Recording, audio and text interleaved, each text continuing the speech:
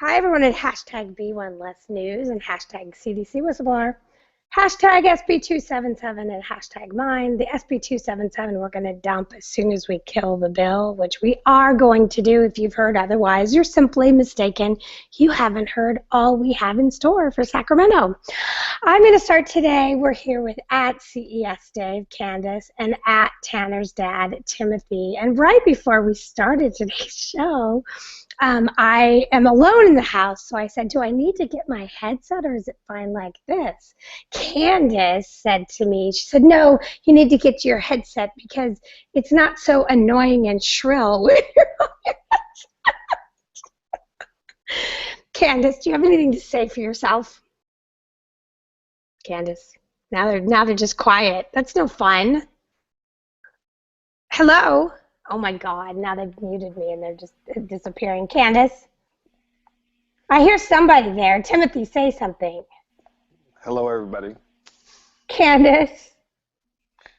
She like disappeared. She probably doesn't even know I was just talking about her. Candace, though, total rock star, and I'm only teasing her because she's like one of my best friends in the whole wide world right now after having done the hashtag CDC Whistleblower to 1 billion impressions with her and Tim, and now we don't even know where we are, but probably very close or over 2 billion impressions. We just passed 2 billion impressions. Woohoo! We just passed 2 billion and get about 7 million a day for the hashtags that we steward. So let's start with, if you go right here to the b1less.com site, you are going to find this right here where it says coercion and listen now. I encourage everybody to listen. This is with Sally Elcordy, Candace S. Dave, and Travis, who have a letter that they have written. Here's the link to the letter. It will dump onto your desktop if you click here. Here is Travis's email address, and he will answer any questions anybody has.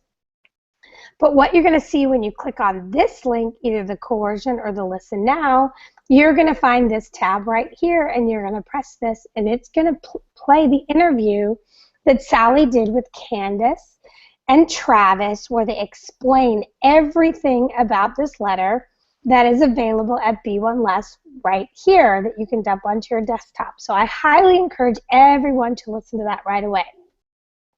Now, since she's muted and ignoring us, we'll just say, great job, Candace. I'm here.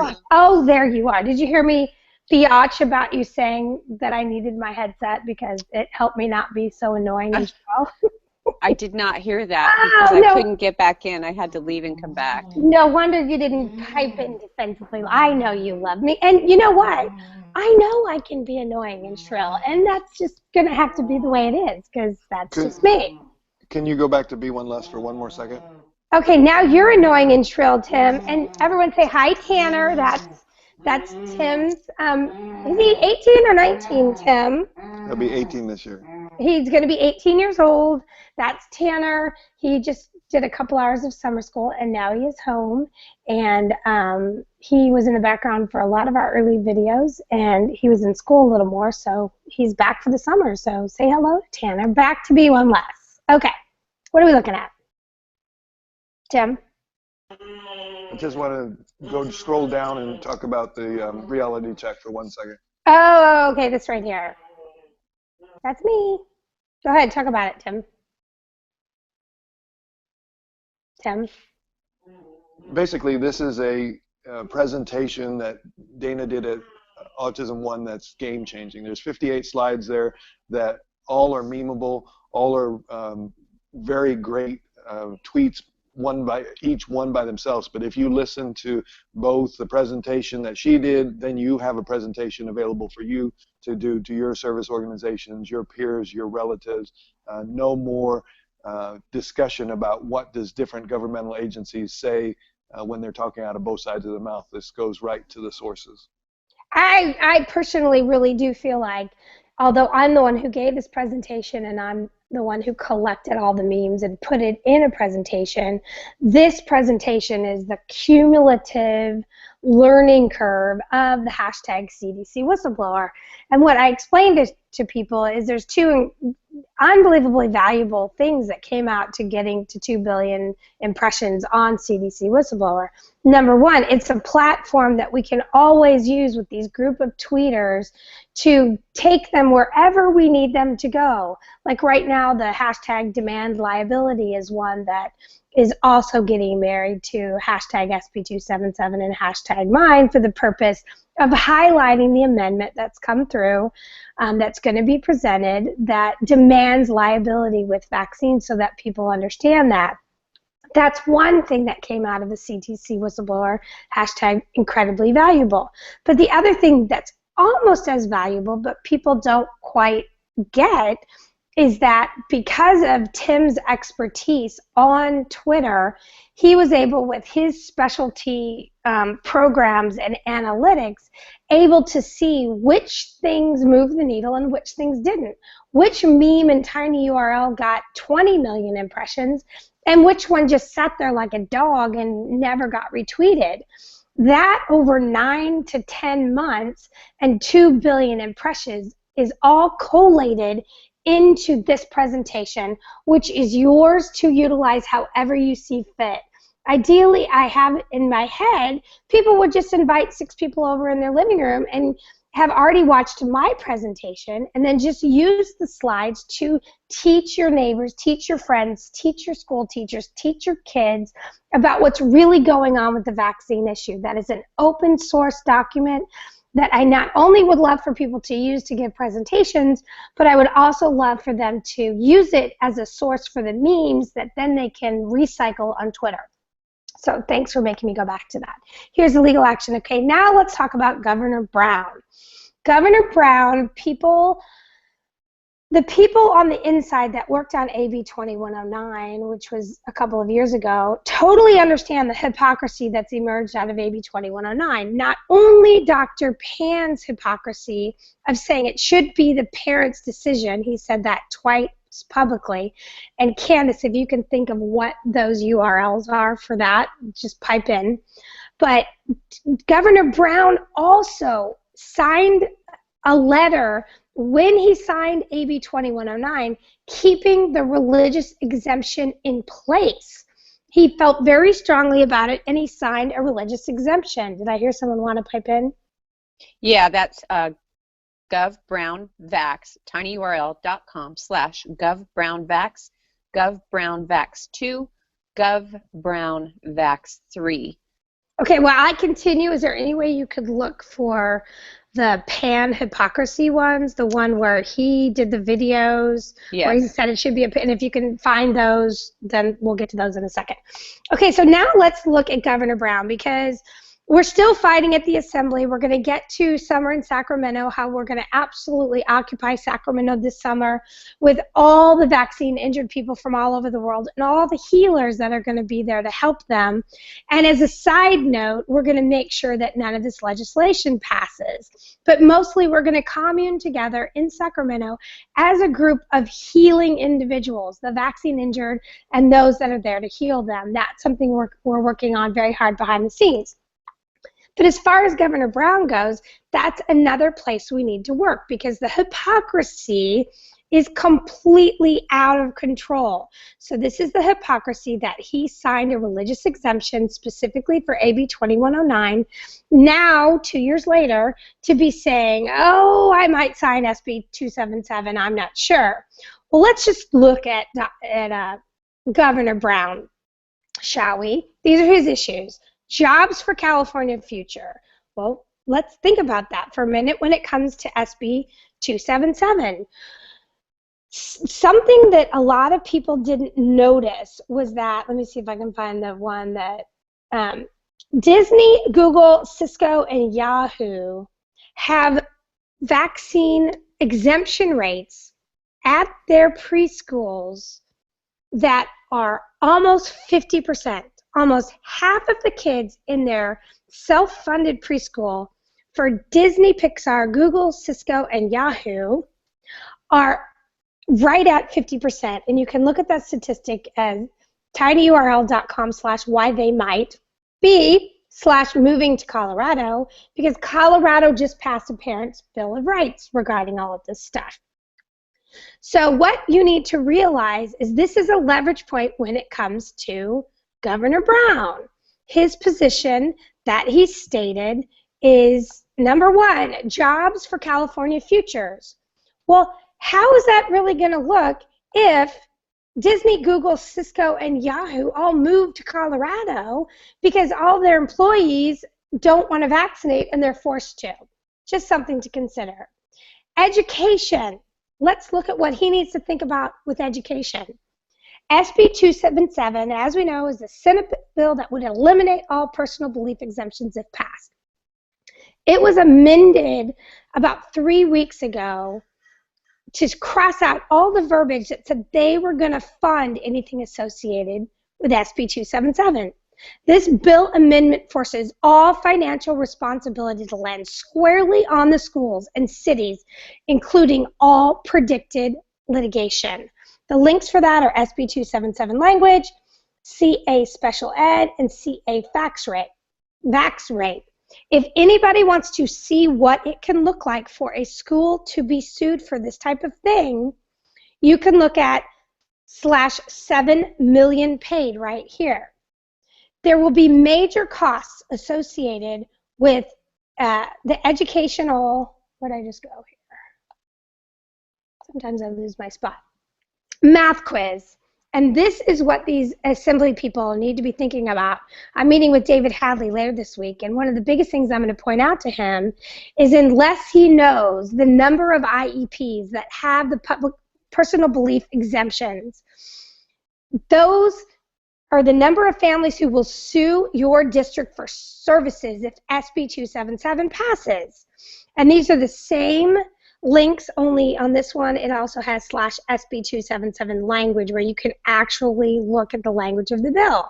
What this means is if these assembly members pass this bill not reading the nuances of the bill, not looking for, not going to the cities, for example, David needs to go to the city of Manhattan Beach and say, I need the number of IEP kids who have personal belief exemptions. Do we have 200? Do we have 300? However many we have, we need to do the math on that, because when we are forced to force them to homeschool, they are going to sue for those services at home, and they are going to win. But Governor Brown needs to realize that that's not very consistent with his idea that education should be equal to all. It also doesn't work with the budget when the state of California is going to be sued for billions of dollars over this.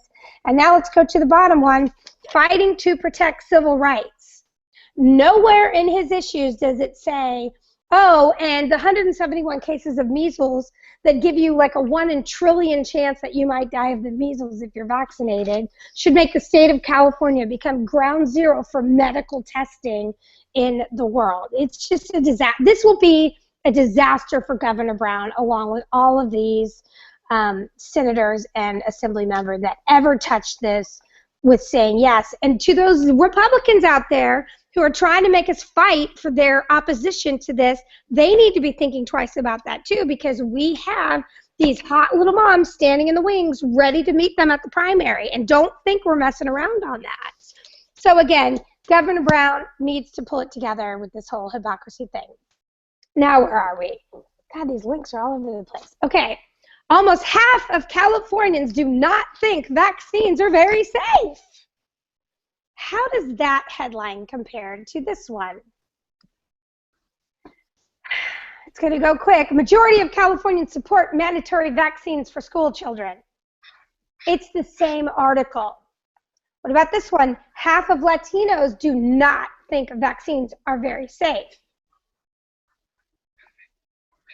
2/3 of Californians support barring unvaccinated children from public schools. And this was available at /almost half question and almost half question and the numeral 1. This was a poll that was, someone's moving around a lot. This was a poll that was done that they're just absolutely twisting the language to make it look like it came out on their side. The reality is about 47% of those questioned felt that vaccines we're at the most somewhat safe, if not unsafe. We have almost half of our population in California that thinks vaccines are at maximum somewhat safe. That is a huge victory for us. Our work is absolutely showing up in these polls that they're attempting to manipulate to demonstrate what they want it to show, when in fact it simply does not show that. Any comments? I hear someone ready to comment. Anything? I'll keep going. Okay, now we're seeing that this whole mandate situation where they take away people's personal belief exemption is not even supported by the groups that are showing up to give their support. At tinyurl.com/AMA against mandates, you will read this language. The patient should make his or her own determination about treatment. Informed consent is a basic policy in both ethics and law that physicians must honor. And you can read that right here at that tinyurl.com/AMA against mandates. Now someone dug up from the prison system that the vaccine consent form for inmates, the Federal Bureau of Prisons, this is the exemption form for prisoners. I consent to be vaccinated. I decline to receive vaccines. So the American Medical Association does not support the taking away of personal belief exemptions. Our prisoners have a personal belief exemption. 49% of Latinos think vaccines are barely somewhat safe.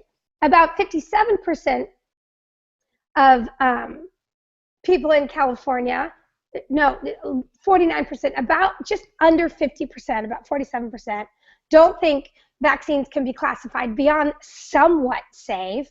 And yet we're trying to mandate them. This is a PR disaster for all of these legislators who are being pushed so hard from the medical boards and all these different associations and all these different lobbyists who have 24/7 access to them. They're being pushed, and they're not seeing the reality. We need to help them see the reality. Now let's talk, Candace and Timothy, about 100,000 people marching for medical freedom, Sacramento State Capitol, June 9th at 10 a.m. And it's the launch of summerinsacramento.com. Talk to us, Candace and Timothy. They muted me. It takes them a second to... I'm here. Talk to us, Candace. We're all going to go to Sacramento and babysit our legislators because they can't be trusted. They're not working for us. They're working for whoever has the most money. They're not listening to us. So we're all... Go ahead. We have multiple national organizations that we have yet to reveal who are completely supporting the Woodstock concept, which will be summer in Sacramento. It's launching June 8th and 9th. People are arriving June 8th to be there for the rally on the 9th. A lot of kids are still not out of school at that point, so they won't necessarily stay. But our goal is for as much time as you possibly can between now and July 17th that you are in Sacramento. The hotel that everybody's convening at is the Hawthorne, which is tinyurl.com/SAC, S-A-C, Hawthorne with no E. And the reason is because with your AAA card, you can get a 2-bedroom suite that has 2 queen beds, 2 bathrooms, a kitchen, a couch, and plenty of floor space for all your kids and strollers and toys. Has a swimming pool, has a free breakfast, and a cafeteria that we can meet in. So that's going to be home base for us. And it has a shuttle back and forth to the Capitol, so you don't have to pay for parking. That's going to be our meeting place where we're going to have parties, and we're going to hang out by the pool, and everyone's just going to, you know, gel and become this entire movement. Home base, the Sacramento Hawthorne, which is tinyurl.com/SAC Hawthorne, AAA card, $92 a night. What you need to keep coming back to the summerinsacramento.com site, because what's going to start happening is we have all these different sponsors who are going to be sponsoring events like concerts and water park days and karaoke nights and healers. We have all kinds of healers who are wanting to come help some of these vaccine-injured kids. We just need to line that all up and put it on the calendar. So before you schedule anything else this summer, make sure you come for July or June 9th, which is this coming Tuesday, and then make sure your calendar is clear to be at what's going to be Woodstock. Nobody knew Woodstock was going to be Woodstock, and after Woodstock, you didn't get to be someone who was at Woodstock unless you heard about it and were there. This is going to be the same deal. This is something you will tell your grandkids about. So please start checking the summerinsacramento.com site. The hashtags we're going to use are hashtag SP277 and hashtag mine, so you will always be able to find the information there. And now let's go to Timothy Welsh at Tanner's dad. What happened, dude? He has to unmute himself. Tanner's probably sitting on his lap. Timothy, what is this? I'm in the middle of cleaning up pee because Tanner peed in the middle of the living room. You get autism reality when you listen to our shows. Yeah, autism reality. Autism reality. So I just wanted to say that, again, a little bit more on the Summer in Sacramento is the fact that all sorts of new players are coming to town and tweeting and doing a very fine job of doing the 5 things that we talk about. But again, don't be afraid to tag back to the hashtags that have been getting 2 billion impressions. That so many people now are tweeting demand liability and a different version of SB277, no on SB277, and some other things, which we appreciate that they're reaching out to all these other groups and inviting them to come on June 9th. But again, you have to have a coordinated effort so we know what you're doing. We will retweet you if you put together the coordinated. Sometimes we don't even see what you're putting out there if you use other hashtags. The one thing that I had one this morning that was picked up by an environmental organization and put up as a headline on their page, where I kind of picked on the Pope a little bit, where he had a conference last summer a year ago and nothing has happened in a year in the Catholic Church. Oh my God, was that a year ago? Yeah. It seems like it was yesterday. Oh my God. So crazy. So that was huge. I mean, Tim has some of these things that really get picked up and get a huge amount of exposure because he has been in this so long and has such a huge following. But so right now, let's look at this thread, Tim. You had said somebody, was it at Demand Liability, was doing a great job? Didn't you? Why? I misspelled it. it was they were using that hashtag, demand liability. Oh, it wasn't.